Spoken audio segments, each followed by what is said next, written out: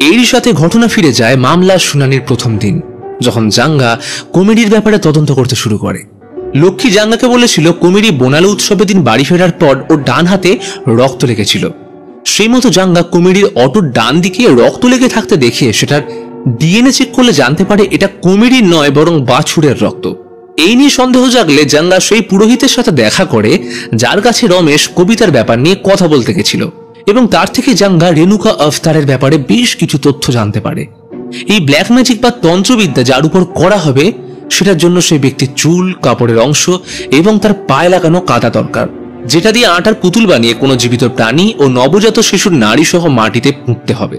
এর সাথেই আমরা জানতে পারি মুভির শুরুতে যে ব্যক্তি ব্ল্যাক ম্যাজিক রিচুয়াল করেছিল সে আর অন্য কেউ নয়, স্বয়ং কমিটি। এইবার প্রশ্ন হলো কমিটি এত কিছু করলো কি করে?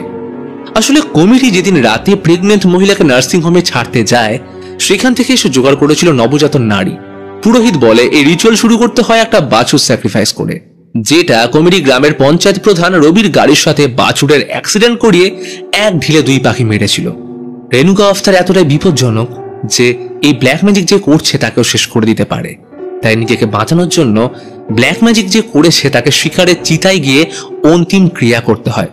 তবে এর জন্য কিছু নিয়ম আছে।